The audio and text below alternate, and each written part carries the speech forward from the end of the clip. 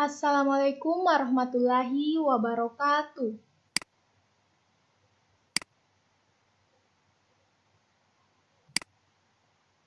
Nah, di sini saya akan menjelaskan tentang salah satu dari penguasa Bani Umayyah, yaitu Umar bin Abdul Aziz atau yang biasa dikenal dengan sebutan Umar II. Sebelumnya, perkenalkan nama lengkap saya Muslimah Putri Buhari, kelas 11-nya 3, nomor urut 26.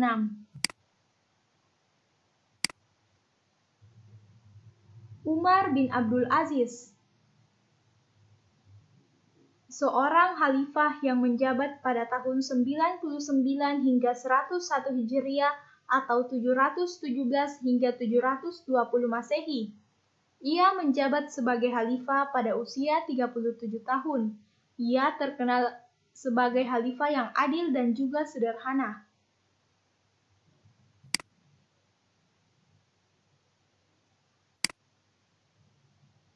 Baiklah, di sini saya akan menjelaskan 4 pokok pembahasan. Yang pertama yaitu biografi dari Umar bin Abdul Aziz. Nama lengkapnya Umar bin Abdul Aziz bin Marwan bin Hakam bin Abul Ash bin Umayyah bin Abdi Syam bin Manaf. Ayahnya adalah Abdul Aziz bin Marwan, salah seorang gubernur. Ia seorang yang pemberani dan dermawan. Ia menikah dengan seorang wanita soleha dari kaum Quraisy keturunan Umar bin Khattab bernama Hashim bin Umar bin Khattab. Umar bin Abdul Aziz lahir pada tahun 61 Hijriah di Madinah Al-Munawwarah pada masa pemerintahan Yazid bin Muawiyah, khalifah kedua dinasti Umayyah. Ia memiliki 4 saudara kandung, yaitu Umar, Abu Bakar, Muhammad, dan Hashim. Ibu mereka adalah Laila binti Hashim bin Umar bin Khattab. Umar bin Abdul Aziz memiliki 14 anak laki-laki. Di antara mereka adalah Abdul Malik, Abdul Aziz, Abdullah, Ibrahim, Ishak, Yakub, Bakar, Al-Walid, Musa, Hashim, Yazid, Zaban, Abdullah, serta 3 anak perempuan. Yang pertama Aminah, Ummu Ammar, dan Ummu Abdillah. Umar bin Abdul Aziz tidak memiliki umur yang panjang. Ia wafat pada hari Jumat di 10 hari terakhir bulan Rajab pada tahun 101 Hijriah pada usia 40 tahun, usia yang masih relatif muda dan masih dikategorikan usia produktif. Namun, di balik usia yang singkat tersebut, ia telah berbuat banyak untuk peradaban manusia dan Islam secara khusus. Setelah beliau wafat, kekhalifahan digantikan oleh iparnya, yaitu Yazid bin Abdul Malik.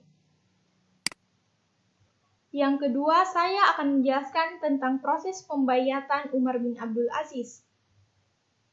Umar bin Abdul Aziz adalah khalifah ke-8 yang memerintah pada tahun 717 hingga 720 Masehi. Pengangkatan Umar bin Abdul Aziz bisa terbilang unik, karena pengangkatan bukan secara turun-temurun dan Umar bin Abdul Aziz bukanlah anak dari khalifah sebelumnya, Sulaiman bin Abdul Malik. Umar bin Abdul Aziz adalah keluarga dari Bani Umayyah, namun bukan keluarga dekat para khalifah, melainkan hanya sepupu dari Sulaiman bin Abdul Malik. Umar bin Abdul Aziz adalah anak dari Abdul Aziz bin Marwan, anak dari Khalifah Marwan bin Al-Hakam, khalifah keempat Bani Umayyah. Dari sisi ibu, Umar bin Abdul Aziz adalah cucu dari Khalifah Umar bin Khattab. Sebelum diangkat menjadi khalifah, Umar bin Abdul Aziz adalah gubernur Madinah. Dalam menjadi gubernur, Umar bin Abdul Aziz sangat sukses dan banyak orang yang pindah ke Madinah. Namun karena sifat iri dari gubernur Irak, Al-Hazan bin Yusuf, maka Umar bin Abdul Aziz diberhentikan menjadi gubernur dan menjadi seorang warga biasa.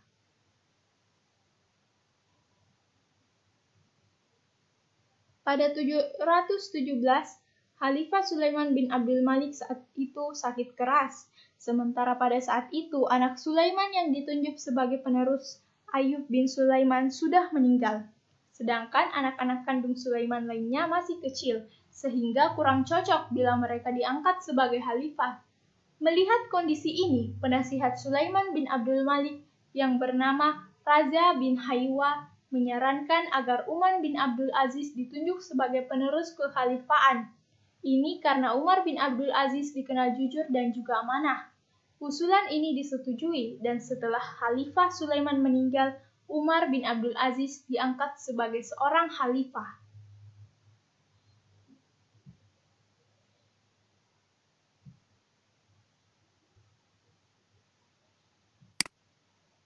Pokok pembahasan ketiga yaitu kepemimpinan.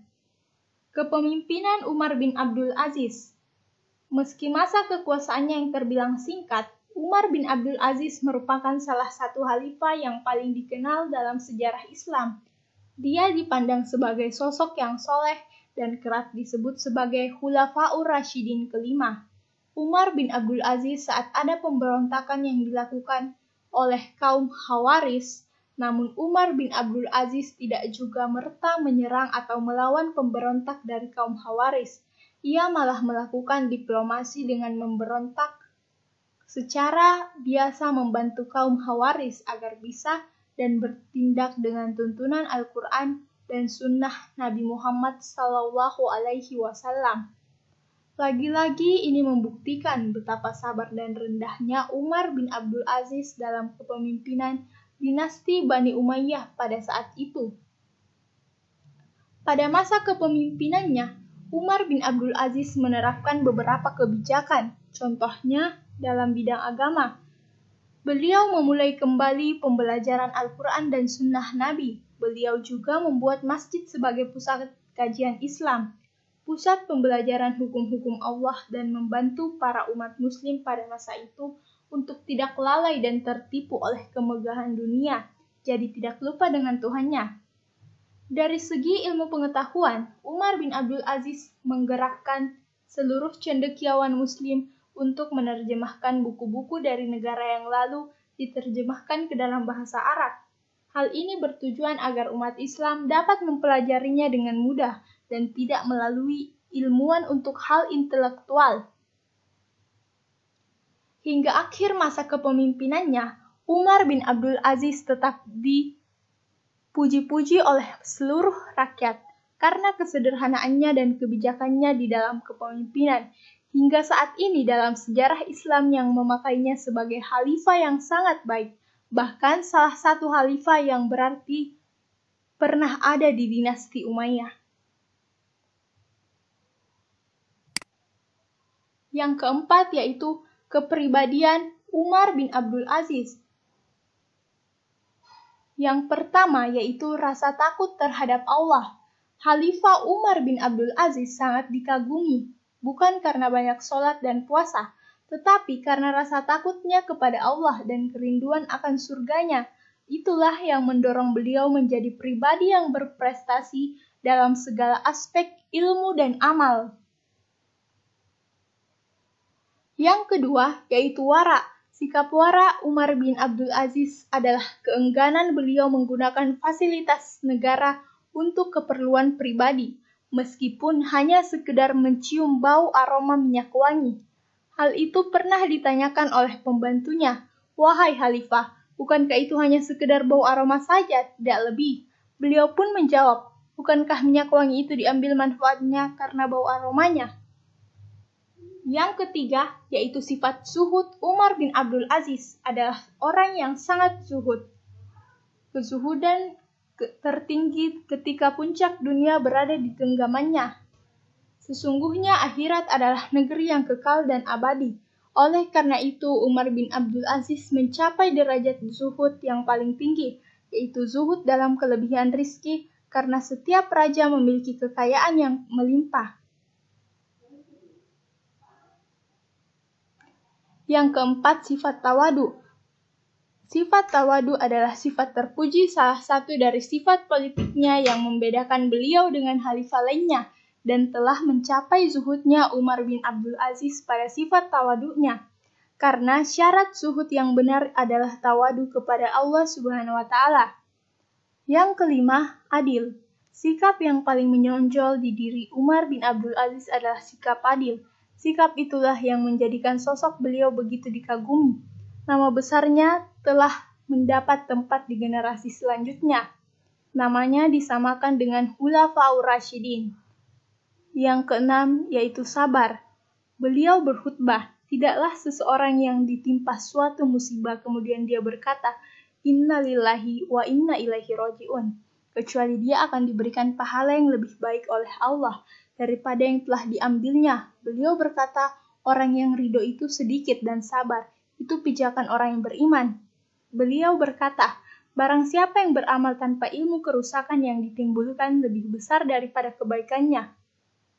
Barang siapa yang tidak memperhitungkan ucapan dan amal perbuatannya, maka akan banyak kesalahannya. Orang ridho itu sedikit, pertempuran orang mukmin adalah sabar.